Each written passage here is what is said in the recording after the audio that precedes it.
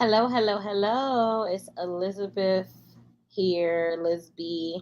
I am the creator of the Faceless Podcast, and thank you. I decided to go ahead and give me another video in since it's been a while since I've actually spoke to you guys.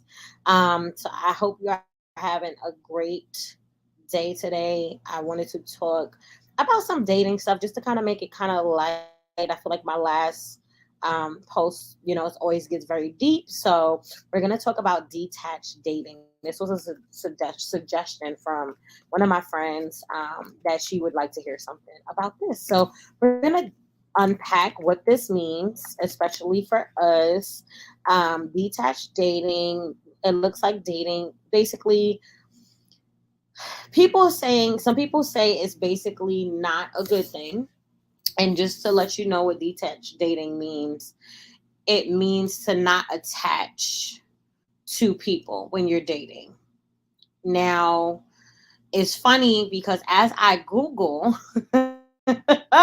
what detached dating means, it comes up and it says it is a Buddhist practice of unattachment, which is to be with any thought, feeling, or experience without getting hooked. Now, you guys know I'm a Christian. Okay, so we're instead of calling this detached dating, we'll call it date. We're going to dating with purpose. Okay, that's what we're going to call this, dating with purpose. Yeah, we're gonna do that because I didn't even know that until I looked it up just a couple of minutes ago. So I think what this means for women specifically, and just being a woman, if we're being honest, sometimes you get in a relationship with someone, you're very attracted to them, you got the butterflies, you got the nervousness, you're very much into this guy. You know what I mean? And a lot of times when you're into him, it shows. You're kind of more nervous, you're more anxious, you can't get your words out, you're stuttering, right? I think what people are trying to, I think women are trying to do with this in dating is to get more power in the dating, instead of just saying, okay, I want to be chosen. It's like, okay, I want to choose, and I want to choose who I spend my time with. I want to be more selective in the type of man and caliber of man that I surround myself with, and those type of things. So I just think when it comes to dating now, I believe dating with purpose is important. And what I mean by that is dating with purpose just means that you're going into, before you even get to talk to anybody, what I would suggest, and this is just what I think, make sure you make a list of your non-negotiables and your negotiables. So if your non-negotiable is children, and you meet someone who's a good catch, but he has children, you're supposed to stand beside those non-negotiables, not bend them. That means that's not a non-negotiable. That's a negotiable. So hold yourself accountable with that list, so you don't find yourself dating someone who's the complete opposite of what you desire. Now, from a Christian perspective, lust is involved, vanity's involved. So, I think for a Christian, because I am a Christian, so I'm going to speak to that. I think you gotta kind of crucify some of your desires and get to the source of why you desire that thing, just to make sure it's not rooted in pride or lust or things like that. Because lust and beauty and all the physical attraction, I believe that needs to be a part of it. I'm not telling you, oh, he's a Christian, he's saved, he's sanctified, but I'm not physically attracted to him at all. I wouldn't even suggest that someone who's my homegirl even date somebody like that. And the reason why I'm saying that is because I believe you can find someone who has both. I don't think that you have to sacrifice one for the other. But if you are only attracted to men because you have an anxious attachment, or you have you're a fear avoidant kind of dating person, which means that you're dating from a place of fear, you're dating from a place of daddy issues or mommy issues or friend issues or trust issues, you should not trust your judgment and concerns of what you're attracted to. I'm gonna say that again. If you know that there's deep wounds there, your attraction to that person may strictly be based on that fear, that anxiety, that wound. So you got to go to therapy, go to counseling, seek, Holy Spirit, and really process why you're attracted to that person. Because a lot of the times, sometimes you could be attracted to somebody's lust. You could be attracted to, y'all got the same demons. Okay, he be doing stuff, you be doing stuff. So you think you like him, but it's just a demonic, connection. So you want to make sure that the connection with this person is rooted in Christ, rooted in God. Like it's pure, it's sanctified. You really are attracted to this person.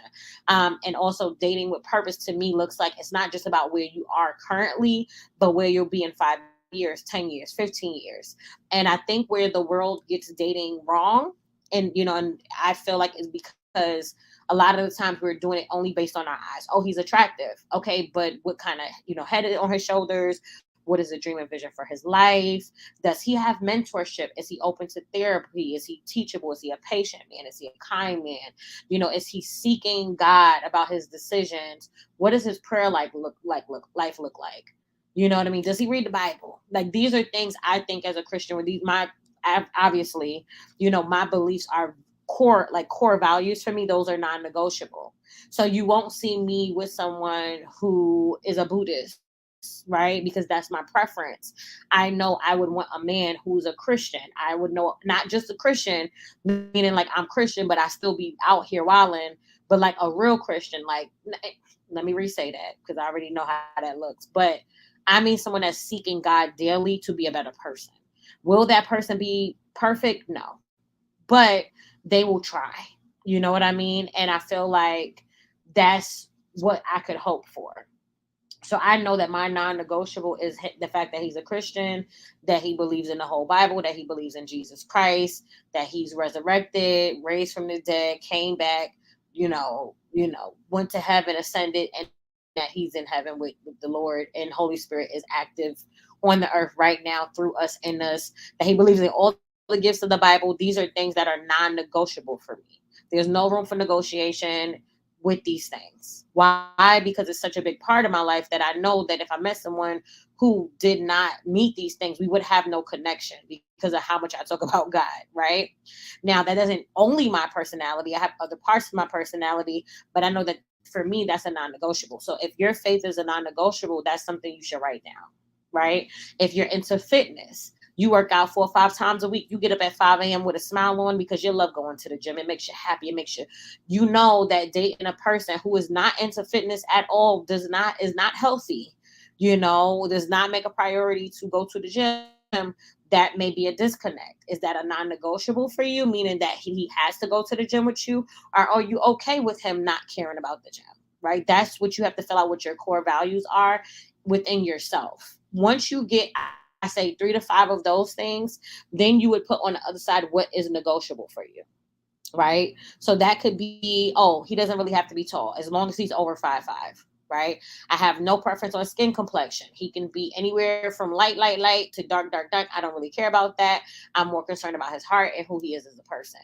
So you just got to really unpack with your core values, and don't let anybody make you feel guilty or sad or whatever for your core values. Like I said, as long as they're not rooted in colorism or daddy wounds, mother wounds, sister wounds, brother wounds, or things like that, where it's from your trauma and you're making a trauma-based response or a trauma-based pick of this person, then I feel like it's safe to say that these are things that you really need. So I really feel like it's an awareness of your preferences and even where God is calling you to be or not to be. Now, if you're in the world and you're still listening after all I said about Jesus and God, and you know that you're dating, I would still say make those non-negotiables and negotiables, and just really kind of unpack if there are some things you need to go to therapy for before dating. I remember I saw a video of this girl, and she said that she saw a man that she wanted him. He was so fine, and he just was so aware of himself, and he was like actively in therapy, actively healing. I mean, she was like, he was just like really, really aware of his issues and what he's been through. And she was so attracted to him, and he was physically attractive and fit and all of these great things. And her friend was like, you should talk to him. And she was like, I won't. And her friend was like, why, don't beat down on yourself. Don't look down on yourself. And she's like, it's not that. She said, if you really care about somebody and they're on a path of healing and you're not, like, you wouldn't disrupt that person's healing and come up there like, I'm going to just come as I am. You know what I mean? And the fact that she had that heart towards him, I thought was a really beautiful thing. I had never heard, that before. Like someone saying, I know that if I get on my journey and I heal from these things, that potentially this could be something. But if not, you know what? I want him to find who is best for him. And I think we should all be honest about where we are mentally, emotionally, physically, spiritually, matrimonially, relationally, any lies that we've accepted as truths, any like core things that we believe about ourselves that's just not accurate. I think we have to really unpack in order to choose right. And I will say, like, I've seen women choose great men and end up in great positions because of their choice in that man and their investment in that man. And I think one of the worst mistakes a woman could make is choosing the wrong man at the wrong time. It could be very detrimental to your purpose, to your identity, and to who you become. Because I believe the wrong person can be a true liability to your livelihood, to your wellness, mentally and emotionally. It can really disrupt a lot of things. So just take this very seriously. And I think a lot of the times we spend so much work. We do a lot of work on our physical, but we don't do a lot on our spiritual and emotional and mental. And with social media, it creates what it's supposed to look like. You need to know what a day in your marriage or relationship needs to look like. How will you raise your children with this person? Would you want a son like this man? If the answer is hell no, baby, that's not then you don't need to be with that person. And for guys, do you want a daughter like this woman? You know what I'm saying? Like, these are things we have to really unpack. And I think we don't ask enough questions in dating because we're just so less fully driven. As humans, we want to have sex. You're attractive. You're sexy. Oh, you fine. You got the nice shoes. You got the nice fit or whatever. And then that's what we go based off. And that's a terrible thing to date based off of, especially if you're dating on purpose, because clothes fade. You want to make sure this person is honest. Are they respectful? Do they treat you like the princess, the queen that you are do they show up for you? Are they consistent? Do they keep their word? Do you keep your word? Are you honest? Are you transparent? Are you consistent? Like, these are things where you're asking for that person to be that because you show up as that as well. I also feel like with dating with purpose, I don't believe that every person you're trying to get to know or court or whatever you want to call it should know all of your trauma. I think that's a terrible way to date. I think coming on there and being like, well, when I was 3, when I was 4, when I was 5, and I was 6, and my dad and my mama, I don't think that is the place or time unless you have built a true relationship and foundation with this person that you shared those intimate things. Those things are for selective people, and you need to be very careful and who you share your trauma with. I mean that. I saying that because not everybody needs to know your testimony. Not everybody needs to know your business. So you need to make sure this man has shown up consistently before you share something that vulnerable. And I think that that's what detached, quote unquote, detached dating, the Buddhist term for that, is trying to communicate, is that not going into it saying, okay, this is my husband. Let me give him my all. Let me show up. Let me show him that I'm a good woman. Let me cook. Let me clean. Let me do his laundry. Let me show him I could be a wife. Baby, let me tell you, you're going to exhaust yourself. And, if he has not chose you, or if you're not chosen, don't do none of this. Go into this saying, hey, I'm getting to know this person. He's getting to know me. Don't let him rush the process either. Don't let him love bomb you either. Right. So that means on the second day, yeah, I can see you as my wife and I love you and you're beautiful and you're amazing and you sexy. I miss you. I miss you. I miss you. Call me, call me, call me. Text me, text. What you doing? Why you ain't pick up the phone? Call me back. Call me. That is red flag on the play, red flag, red flag. Do not. If somebody does that, that is very dangerous. It's giving control and it's giving abuse. I'm talking from experience, and I'm not talking to someone who has not been through it. I have been through that. At first, it's cute. At first, it's, oh, he want to talk to me when I'm out my. He want to talk to me. It can become a lot. So you gotta look out for these red flags. Do not ignore these red flags. Do not stay somewhere past and with someone past the grace. Protect yourself. Use a Google Voice number. Do not use your personal number. My other friend, she said, don't use any pictures on your Facebook, Instagram, social media. Use other pictures just to make sure he can't search your image online and find you. Okay. I would already say don't send no pictures of your body, but obviously some of y'all ain't gonna listen. So if you choose to send pictures of your body, don't show your face. You understand what I'm saying? Don't show your face, but don't show no tattoos. Don't show none of that, no hairline, no nothing. Okay. really protect yourselves, because it can be quite crazy out here with dating, especially in 2023. So I just want to make sure that y'all are taking these precautions. If somebody say, let me pick you up from the house, no, no, no, let me meet you at the restaurant. Let me take you home. No, you could take me to a spot. I would say always have your own car, your own keys, bring a friend with you on the date, not with him that he knows she there, but bring her to the restaurant, to make sure it's safe. These are things that you could put in place to kind of protect yourself. Keep mace with you, keep a taser with you. Um, dating safe, like, is very important, especially now. For example, don't bring everybody to your house after the fourth date. Oh, I invited him to my home. Everybody's different. I would say I wouldn't want anybody in my home for at least a couple of months. And even then, I would be super careful. I've seen some people go as far to get background checks on guys, to just make sure they don't have any warrants and things like that. So, I mean, if that's what you choose to do, that's fine. I've seen people say don't go on dating apps, but, if you do go on dating apps, just be careful. That's my biggest thing. Yeah, we want to date safe emotionally, but also physically. Have accountability people that's looped into your relationship. Even if you feel like he is a good person, here's his picture, here's his address, here's his car. Like, these are things that I feel like these days that you have to do. I also feel like you got to take some self-defense classes to learn how to fight if needed, not because you're doing it out of fear, but it's just the times that we're in a different time. So these are some of my tips that I think, women should definitely do, whether you're Christian or not Christian.